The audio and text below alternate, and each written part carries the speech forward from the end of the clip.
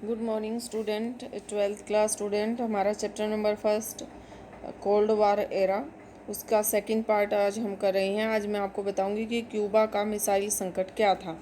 ठीक है बेटा। 1961 की अप्रैल में सोवियत संघ के नेताओं को यह चिंता सता रही थी कि अमेरिका साम्यवादियों द्वारा शासित क्यूबा पर आक्रमण कर देगा। ठीक है। तो इस देश के राष्ट्रपति कौन है? Fidel Castro. ठीक है, फिदेल कास्त्रो, आपको नाम याद रखना है। तो सोवियत संघ के जो नेता हैं उनको यह चिंता सता रही थी कि अमेरिका साम्यवादियों द्वारा शासित क्यूबा पर आक्रमण कर देगा। तो इस देश के राष्ट्रपति हैं फिदेल कास्त्रो और उनका तख्ता पलट हो जाएगा, क्योंकि जो क्यूबा है वो अमेरिका के तट से लगा हुआ एक छोटा सा द्वीपीय देश है। क्यूबा का जुड़ाव सोवियत संघ से था। सोवियत संघ उसे कूटनीतिक तथा वित्तीय सहायता देता था। सोवियत संघ के नेता निकिता ख्रुश्चेव ने क्यूबा को रूस के सैनिक अड्डे के रूप में बदलने का फैसला किया। ठीक है। तो जो ख्रुश्चेव है उन्होंने क्यूबा में परमाणु मिसाइलें तैनात कर दी। इन हथियारों की तैनाती से पहली बार अमेरिका नज़दीकी निशाने की सीमा में आ गया। यहाँ मैं आपको दिखा रही हूँ, ये देखिए, ये अमेरिका है। अमेरिका के अंतर्गत जो ये क्यूबा दिखाया गया है और सोवियत संघ ने इस क्यूबा में, यहाँ पर क्यूबा के अंदर जो मिसाइलें वो तैनात कर दी, जिससे अमेरिका का जो ये एरिया है ये इसके पूरे क्षेत्र में आ गया है। इसको बोला जाता है क्यूबा मिसाइल संकट। ठीक है। तो जो क्यूबा मिसाइल संकट है उसमें क्या हुआ कि क्यूबा में सोवियत संघ द्वारा परमाणु हथियार तैनात करने की जो भनक है वो अमेरिका को 3 दिन के बाद लगी। ठीक है। तो 3 दिन नहीं, 3 हफ्ते के बाद लगी। तो अमेरिकी राष्ट्रपति उस समय पर थे जॉन एफ कैनेडी। आपको याद रखना है, जो क्यूबा संकट था उस समय जो अमेरिका है उनके राष्ट्रपति का नाम था जॉन एफ कैनेडी। और उनके सलाहकार जो है कुछ भी कहने से या उनको सलाह देने से हिचकिचा रहे थे, क्योंकि ऐसा लग रहा था कि अगर जो अमेरिकी राष्ट्रपति हैं उन्होंने कुछ ऐसी सलाह दी तो जो तीसरा परमाणु युद्ध है वो शुरू हो जाएगा, जिससे एक बात फिर तीसरे विश्व युद्ध की ओर हम रुख कर लेंगे। लेकिन ख्रुश्चेव क्यूबा से मिसाइलों और परमाणु हथियारों को हटा लें, ऐसा अमेरिका के जो राष्ट्रपति हैं उनके द्वारा आदेश दिया गया। लेकिन अमेरिकी जंगी बेड़ों को आगे करके क्यूबा की तरफ जाने वाले सोवियत जहाज़ों को रोका जाए। इस तरह अमेरिका सोवियत संघ को मामले के प्रति अपनी गंभीरता की चेतावनी जो है वो देता रहा। ऐसा लग रहा था कि युद्ध होकर रहेगा। इसी को क्यूबा मिसाइल संकट के रूप में जाना गया। ठीक है। तो क्यूबा मिसाइल संकट क्या था? क्यूबा मिसाइल संकट शीत युद्ध का चरम बिंदु था।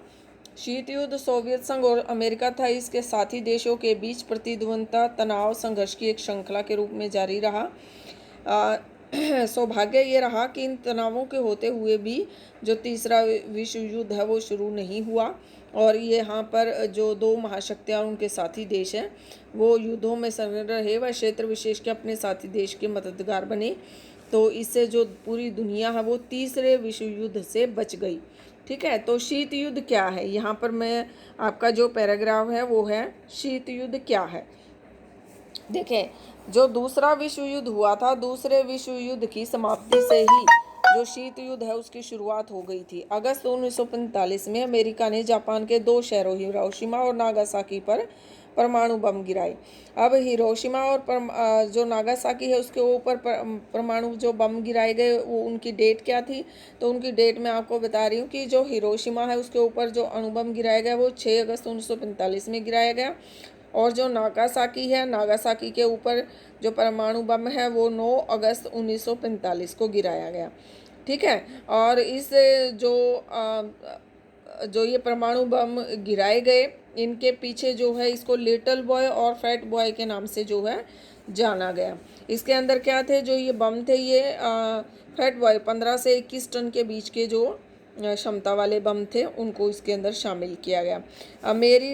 अमेरिका जो है वो सोवियत संघ को क्या दिखाना चाहता था? अपनी शक्ति दिखाना चाहता था, पावर दिखाना चाहता था। ठीक है। तो इस वजह से क्या हुआ कि जो दूसरा विश्व युद्ध समाप्त हुआ उसके बाद ये शीत युद्ध जो है वो शुरू हो गया। ठीक है बेटा।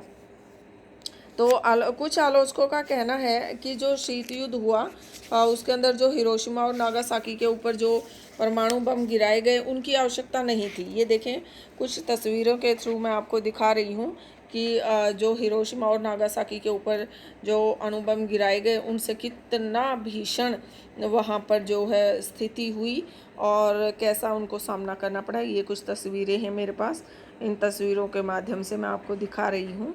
ये आपकी एनसीईआरटी की बुक में भी दी गई है कि कितना भीषण रूप हुआ और अमेरिका के अणुबम गिराने की वजह से वहाँ पर कैसे त्राही त्राही जो है वो चारों तरफ फैल गई। ठीक है, तो यहाँ पर जो शीत युद्ध हुआ उसका होने का कारण क्या था? जो सेकेंड वर्ल्ड वार है उसमें जो अमेरिका और सोवियत संघ है वो एक दूसरे के साथ मित्र राष्ट्र के रूप में जापान और जर्मनी के खिलाफ युद्ध लड़े थे। लेकिन जो अमेरिका है वो सोवियत संघ से ज़्यादा पावरफुल अपने आप को दिखाना चाहता था, इसलिए उसने क्या किया कि हिरोशिमा और नागासाकी के ऊपर उन्होंने जो अणु बम है वो गिरा दिए, जिससे वहाँ पर बहुत ज़्यादा क्षति हुई, हानि हुई। तो कुछ जो आलोचक है उनका कहना था कि अमेरिका ने सिर्फ अपने वर्चस्व को दिखाने के लिए यहाँ पर अणु बम गिराई, इतनी जान माल की हानि उठानी पड़ी। अगर ऐसा नहीं होता, परमाणु बम नहीं गिराए जाते, तब भी जो जर्मनी है वो जो है हथियार डालने ही वाला था, जो बम गिराने की कोई आवश्यकता नहीं थी। ठीक है, तो दोनों का एक दूसरे के सामने आना ही जो शीत युद्ध का कारण है वो बना। अब जो है दोनों महाशक्तियों के पास इतनी क्षमता के परमाणु हथियार थे कि वे एक दूसरे को सैन्य क्षति पहुंचा सकते हैं। जैसे मैंने बताया 15 से 21 टन के बीच की जो उनके पास हथियार थे वो थे, जिसके कारण अगर जो तीसरा विश्व युद्ध की शुरुआत होती तो उससे दुनिया जो समाप्त होने की कगार पर आ जाती। ठीक है, तो इस तरह से जो उकसावे की के बावजूद कोई भी पक्ष जो है वो युद्ध का जोखिम नहीं उठाना चाहता था। ऐसा क्यों था? क्योंकि अगर युद्ध होगा तो फिर से हमें जान माल की हानि उठानी पड़ेगी, क्योंकि अभी अभी हम जो है सेकेंड वर्ल्ड वार से फ्री हुए थे। तो यहाँ पर इस युद्ध को जो है और किस नाम से जाना जाता है? इस युद्ध को अपरोध के नाम से भी जाना जाता है। कौन से युद्ध को? शीत युद्ध को। तो इसे रोक और संतुलन की का जो युद्ध है वो भी कहा गया है। दोनों पक्ष जो हैं वो एक दूसरे के मुकाबले और परस्पर नुकसान पहुंचाने की का खतरा नहीं उठाना चाहते थे, तो इसलिए जो शीत युद्ध है वो रक्त रंजित युद्ध का रूप नहीं ले सका, यानी कि इसमें हथियारों का प्रयोग नहीं किया गया। इसकी जो तासीर है वो ठंडी थी, ठंडा युद्ध था ये, क्योंकि इसमें वाक युद्ध चल रहा था, ना कि हथियारों के द्वारा ये युद्ध किया जा रहा था। सेनाएं जो हैं वो आपसी एक दूसरे के आमने सामने खड़ी हुई थी, हथियार जो हैं वो लैस हुए थे, लेकिन ये युद्ध नहीं हुआ, ये केवल वाक युद्ध चल रहा था। समाचार पत्रों के माध्यम से, मीडिया के माध्यम से जो विचार हैं वो एक दूसरे के ऊपर इस तरह से बाणों की तरह जो है वो चल रही थी। ठीक है, तो शीत युद्ध ने जो समूची मनुष्य जाति के ऊपर जो खतरा था उस खतरे को संभाल लिया। ठीक है, अब है मैंने सेकंड जो आपका इसके अंतर्गत जो चल रहा है पार्ट, वो है 2 ध्रुवीय विश्व का आरंभ। तो अब जो दुनिया है, सेकेंड वर्ल्ड वार ख़त्म हो गया था, तो शीत युद्ध जो है उसकी शुरुआत हो गई थी। तो अब दुनिया क्या हुई? 2 हिस्सों में बट गई, 2 गुटों में बट गई। एक गुट के जो लोग थे वो सोवियत संघ की तरफ शामिल हो गए और दूसरे गुट के जो लोग थे वो अमेरिका की तरफ शामिल हो गए। जैसा कि मैंने बताया कि 2 अलग अलग विचारधाराओं वाले देश हैं। एक पूंजीवादी विचारधारा, पूंजीवादी यानी कि जो व्यापारी वर्ग है, अमीर जो वर्ग है उसके हितों की रक्षा करने का काम करता है, और दूसरा साम्यवादी है जो कि हर एक व्यक्ति को, हर एक तबके के व्यक्ति को साथ लेकर चलना चाहता है। ठीक है, तो कुछ ऐसे देश भी थे जो कि अभी अभी स्वतंत्र होने की कगार में थे, जहाँ पर लगातार जो आंदोलन है वो चल रहे थे। तो इस तरह से उन लोगों ने इन दोनों गुटों के बीच में शामिल नहीं होने का फैसला किया। ठीक है, तो इस तरह से जो ये शीत युद्ध है ये चला। तो इसका जो अंत है वो हुआ 1991 में, जो सोवियत संघ का विग्रह हो गया, यानी कि वो टूट गया और उसके अलग अलग हिस्से हो गए। उसके बाद ही जो ये व्यवस्था है, जो ये युद्ध है वो ख़त्म हुआ। अब यहाँ पर देखें, महाशक्तियों के नेतृत्व में गठबंधन की व्यवस्था से पूरी दुनिया 2 खेमों में बट गई। पहला जो है पश्चिमी यूरोप के अधिकतर देशों ने अमेरिका का पक्ष लिया और पूर्वी यूरोप के जो सोवियत के जो देश हैं उन्होंने सोवियत संघ में वो लोग शामिल हो गए। तो इसको खेमों के नाम से भी जाना जाता है, जैसे पश्चिमी खेमा हो गया अमेरिका की तरफ और पूर्वी खेमा हो गया सोवियत संघ की तरफ। ठीक है, तो पश्चिमी गठबंधन ने स्वयं को एक संगठन का रूप दिया। अप्रैल 1949 में उत्तर अटलांटिक संधि संगठन नाटो की स्थापना हुई। तो नाटो की स्थापना कब हुई? 1949 में उत्तर अटलांटिक संधि संगठन के नाम से इसको जाना जाता है। तो स्थापना कब हुई? 1949 में, जिसमें 12 देश शामिल थे। कितने देश शामिल थे? 12 देश शामिल थे। ये आप यहाँ देख सकते हैं, ये मैप के थ्रू दिखाया गया है कि नाटो सदस्य, वार्सा पैक्ट सदस्य, अन्य कम्युनिस्ट देश और अन्य देश। ये देखिए यहाँ पर ये पूरा दिखाया गया है। यहाँ जो आपको नाटो सदस्य हैं वो देखिए ब्राउन कलर में आपको दिखाए गए हैं, जैसे यहाँ पर दिखाया गया है ब्रिटेन है, नॉर्वे है, ये देखिए बेल्जियम है, पश्चिमी जर्मनी है, फ्रांस है, स्पेन है, ये देखिए इटली है, रोम है, यहाँ पर दिखाया गया है।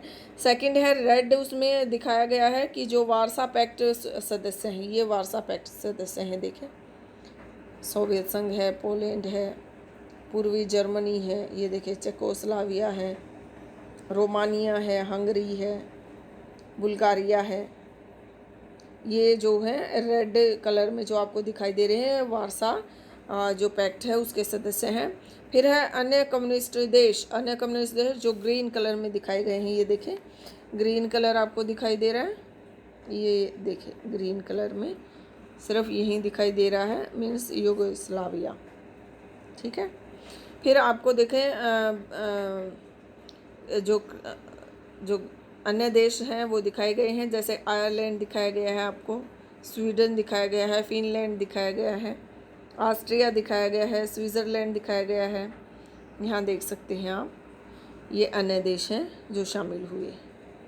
ठीक है, आई थिंक आपको यहाँ तक का समझ में आ गया होगा कि जो शीत युद्ध है वो क्या था, उसकी शुरुआत कैसे हुई और क्यूबा संकट क्या था।